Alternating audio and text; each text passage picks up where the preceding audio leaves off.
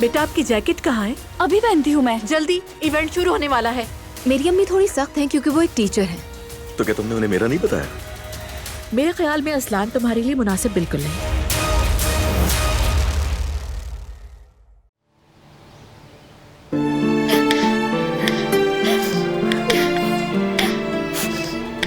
ऐसे शख्स से शादी कैसे करूंगी जिससे मोहब्बत नहीं करती?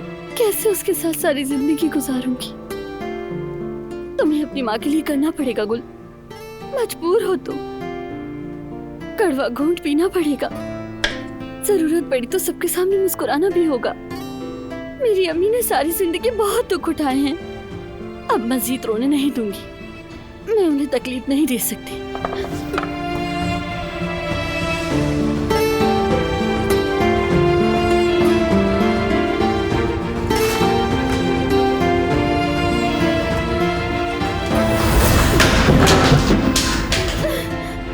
या अल्लाह मुझे सब्र दे दे मेरे रब।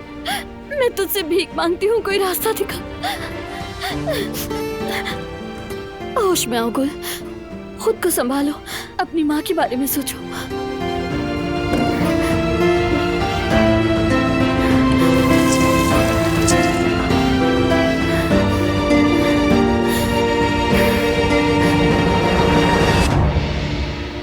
कुदरत बेटा, मैं सोच रही हूँ कि करीम के लिए कुरान खानी रखवा लूं।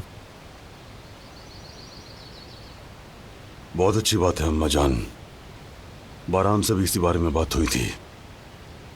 सातवां तो उनके खानदान वालों ने अपने इलाके में किया था, हम नहीं जा सके। कम से कम 40वां हम अपनी तरफ से करवा दें। बेहतर होगा, अल्लाह मग़फ़िरत फरमाए। आमीन।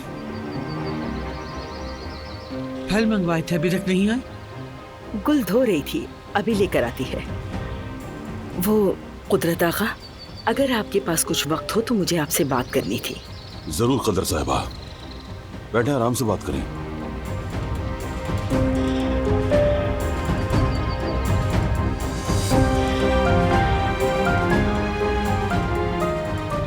कल वो लोग गुल का रिश्ता लेने आ रहे हैं।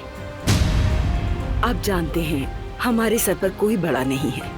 अगर इजाजत दें तो साले गुल का रिश्ता आपसे मांग ले, यानी अगर आप मुनासिब समझें।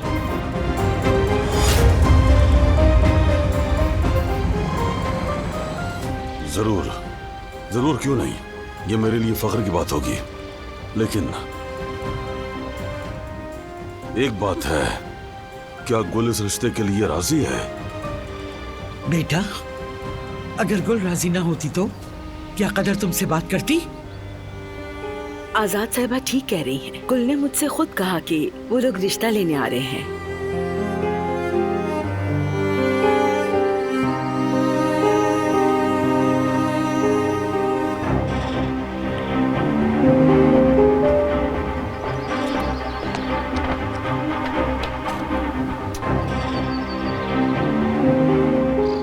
शुक्रिया बेटी। गुल, अगर फारिग हो तो 2 मिनट आ जाओ, मैं तुमसे कुछ पूछना चाहता हूँ बेटी।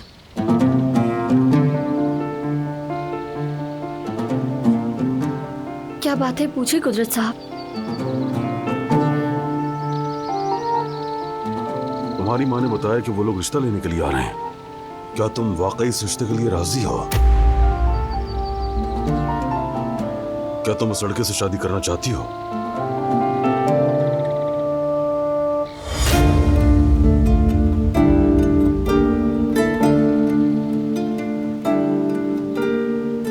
खामोश क्यों बेटी?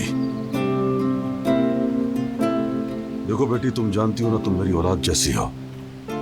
मैं इन्हें भी यही समझाता हूँ। हमारे बड़ों का कहना है कि छोटे मामलात में अकल और बड़े मामलात में दिल की सुननी चाहिए। और शादी एक बड़ा फैसला है, बड़ी जिम्मेदारी है, जिंदगी का सवाल है। इसलिए पहले अपने दिल की सुनो। अब बताओ हम सबको, तुम्हारा दिल क्या कहता है? मैं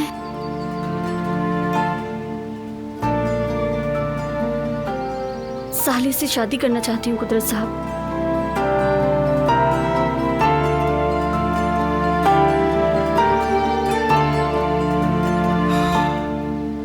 अच्छा, अगर यही चाहती हो तो हमें कोई इतराज नहीं है बेटी। मुबारक हो।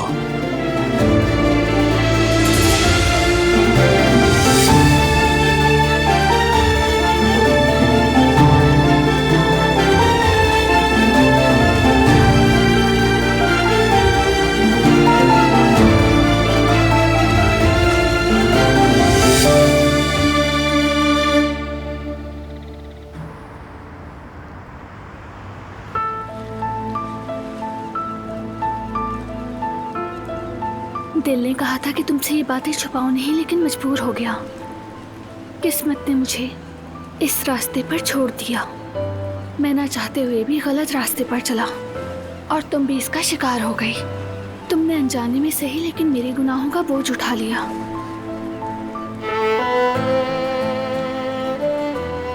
बाबा ने लिखा है कि मैं एक अनचाहे रास्ते पर चला गया और मेरे गुनाह की सजा तुमने पाई। इसका क्या मतलब हुआ बारान? ऐसा क्या हुआ कि उन्होंने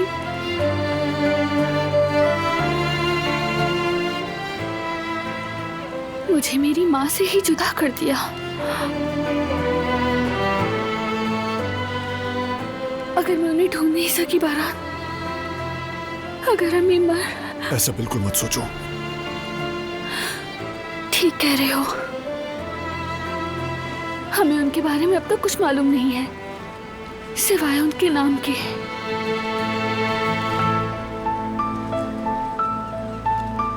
फिक्र मत करो बारान, मैं खुद को अब बेहतर महसूस कर रही हूँ।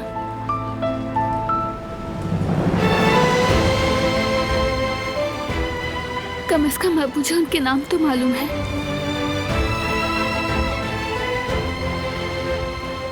लेकिन फिर भी मेरे जहन में हजारों सवाल हैं। मेरे बाबा को जेल क्यों जाना पड़ा? अम्मी से क्यों अलग किया? मेरी अम्मी कहाँ हैं? क्या वो अब भी मुझे तलाश कर रही हैं? मोहब्बत करती हैं? तुम्हारी अम्मी तुमसे मोहब्बत करती थी, इसमें जरा भी शक नहीं। काश मैं ये बात उनके मुंह से सुन पाती। काश वो एक बार मुझे अपने सीने से लगा देती, बेटी कहकर। बस मुझे और कुछ नहीं चाहिए।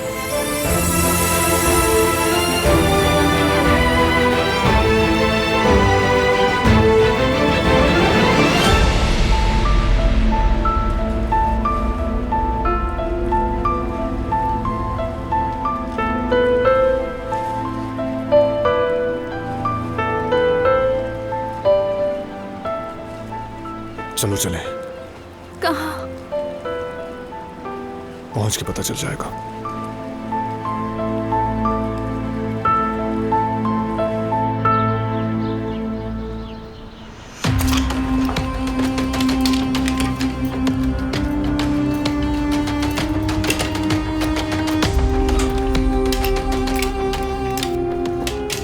क्या कर रही हो अनीफा? क्या करती हुई दिखाई दे रही हूँ सईद? सामान समेट रही हूँ अपना। हमें जितनी जल्दी हो यहाँ से निकलना होगा। बहुत जल्दबाजी कर रही हो, पुरसुकून हो जाओ। नहीं कर सकती। तुमने बारान को नहीं देखा? उसने तुम पर बंदूक तान ली थी। जरा सा रह गया था कि तुम्हें मार ही देता। वो नहीं मारता। क्या गारंटी है? चाहो तो मेरी बात लिख लो, ये मामला अभी खत्म नहीं होने वाला। थोड़े ही वक्त में कराबे खानदान को भी सब पता चल जाएगा और वो हमें कभी भी माफ नहीं करेंगे। हसन तो पहले ही ताक में बैठा है, मौका मिलते ही वार करेगा। अपनी भाभी को मारने वाले आदमी से कुछ भी बैद नहीं। इस मुश्किल वक्त में तो हमें जमरुद के पास ही जाना पड़ेगा सईद। क्या हो गया अनीफा? जर्मनी जाना इतना भी आसान नहीं है, और अगर चले भी गए तो कहाँ रहेंगे बताओ?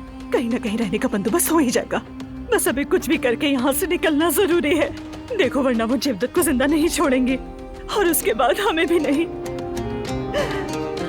जेवदत को फोन करके कहो यहाँ फौरन आ जाए, फौरन। अच्छा बस ठीक है, कर रहा हूँ।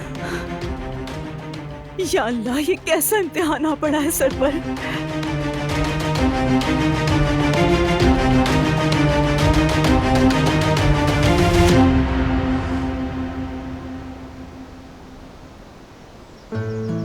हम यहाँ क्यों आए हैं बारान? अभी पता चल जाएगा।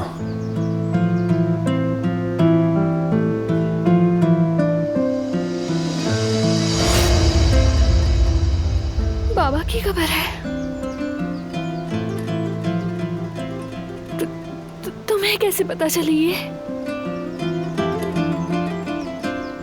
जब 10 साल का था तो हिकमत इल्मास का नाम पहली बार अपनी मां के कातिल के तौर पर सुना। यानी मेरे असल बाबा तुम्हारी अम्मी के? नहीं, उन्होंने कत्ल नहीं किया था। उन्होंने सईद साहब का जुर्म अपने सर लिया। हम तो यही जानते थे। घर में हमेशा उन्हीं का जिक्र होता था। उन्होंने जुर्म कबूल क्यों किया यही जानने की कोशिश में लगे रहते, और फिर पता चला कि सईद साहब का कर्ज चुकाने के लिए किया। बल्कि उन्होंने एक दोस्त को भी ये बात बताई थी। हमारे लोगों ने उन्हें ढूंढ भी लिया था, गवाह के तौर पर पेश करने वाले थे। मुकदमा दोबारा खुलने वाला था। कैसे हुआ, कब हुआ पता नहीं चला, और वो आदमी गायब हो गया। सईद साहब भी गायब थे, और हिकमत इल्मास भी ज्यादा दिन जिंदा नहीं रहे। सुना है कि जेल में बीमार होकर मर गए थे। इस तरह यह मामला दब गया। मुख्तसरन ये कि तुम्हारे असल वालिद बेगुनाह थे।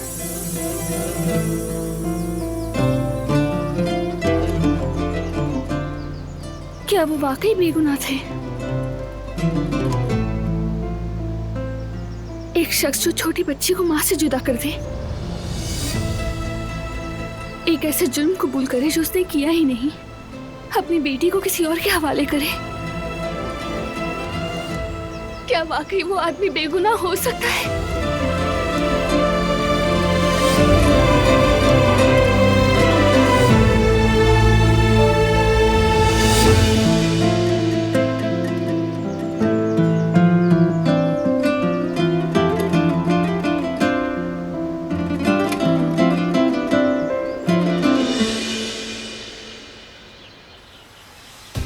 पता नहीं ये बच्चे कहाँ रह गए।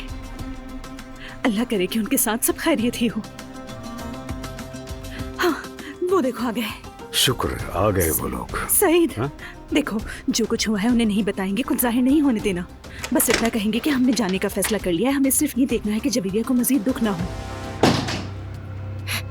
हेलो अम्मी जान, बाबा जान, खुशखबरी है आप लोगों के लिए। बच्चों की हालत बिल्कुल ठीक है, रिपोर्ट्स भी अच्छी आई हैं।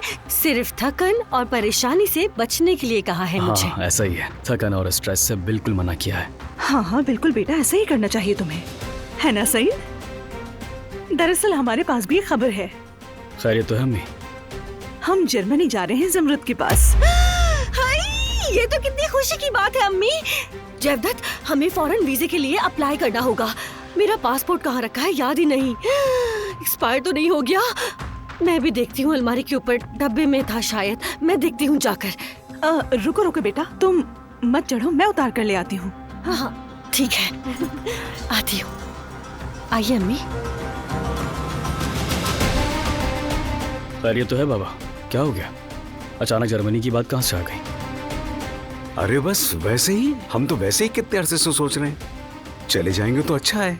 जमरुद भी बेचारी अकेली है वहां, बस इसीलिए कहा।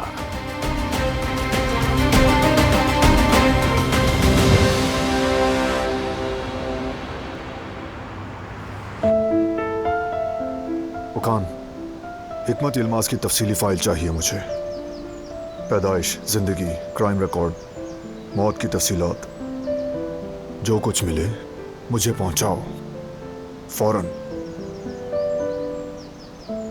आपसे बहुत नाराज हूँ।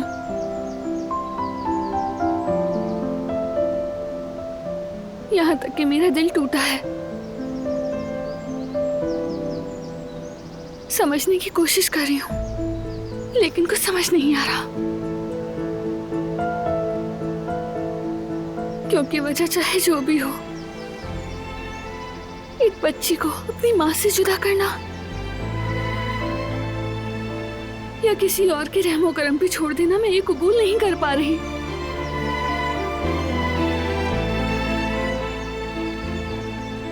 कहते हैं कि बाप की विरासत में औलाद का हिस्सा होता है।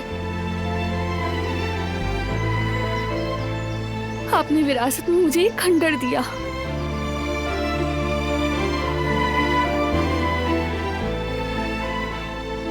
मेरी जिंदगी को अंधेरे में डुबो दिया आपने,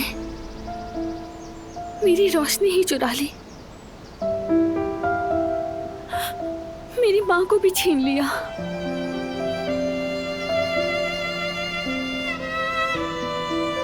लेकिन दोबारा अगर कभी वो सितारा चमका,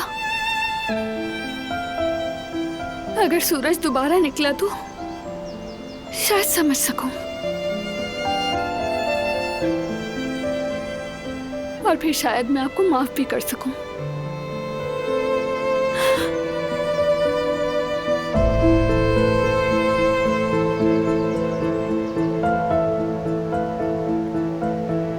अल्लाह हाफिज।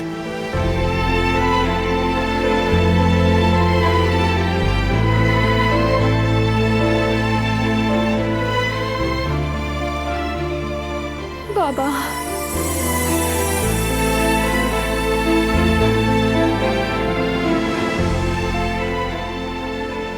चलो चले।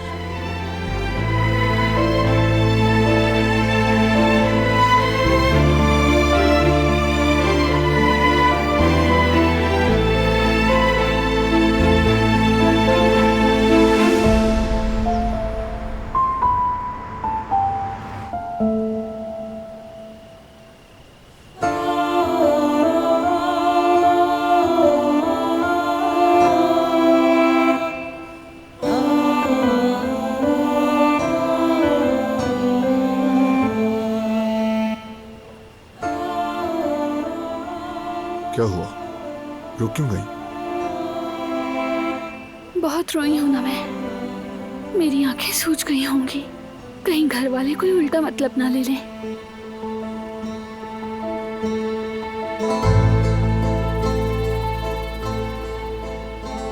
फिक्र मत करो, कुछ पता नहीं चल रहा। मेरा सब कुछ तुम हो।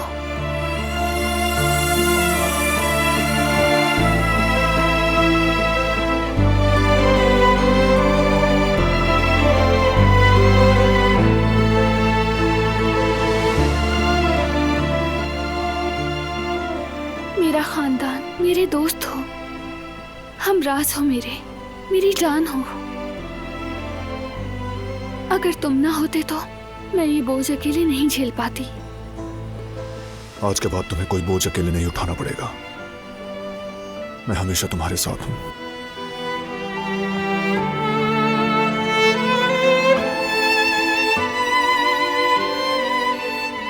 चलो अब अंदर चलो, ठंड लग जाएगी। मैं जरा गुल से मिल लूं। अपनी परेशानियों में उसका तो ख्याल ही नहीं रहा, फिक्र हो रही है। ठीक है।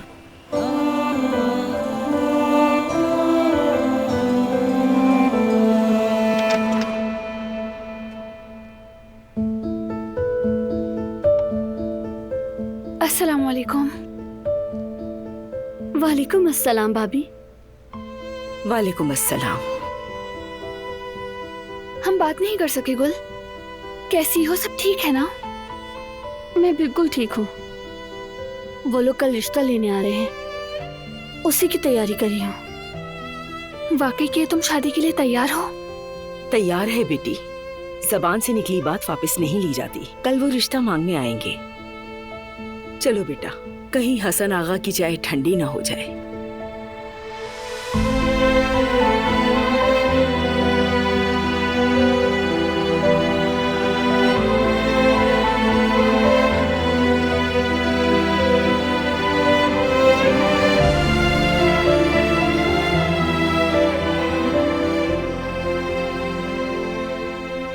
कदर आपा, मैं जब इस हवेली में आई तो मैं बिखरी हुई थी, मेरा कोई नहीं था। हर दुख हर परेशानी में आप मेरे साथ थी। आपने मुझे संभाला, माँ की तरह सीने से लगाया, बल्कि आपने तो माँ से बढ़कर मुझे प्यार किया। याद है मुझे, एक बार मैं बहुत रो रही थी। उन दिनों स्टोर रूम में रहती थी, बाहर जाना भी मना था। तब आप मेरे पास आई, कहा बेटी ये बुरे दिन खत्म हो जाएंगे।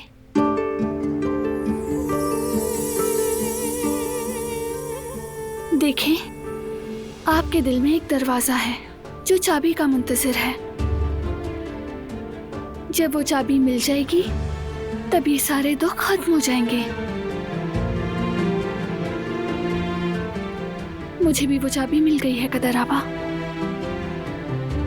मैं उस दहलीज से गुजर चुकी। अब तो सारी दुनिया मेरे लिए जन्नत बन गई है। लेकिन अब गुल की बारी है। चाबी उसके हाथ में है, वो भी सही दरवाजा खोलने की कोशिश कर रही है। जैसे आप मेरा सहारा बनी थी, उसका भी बने आपा। सही दरवाजा खोलने में उसका साथ दें, जैसे मेरा साथ दिया था।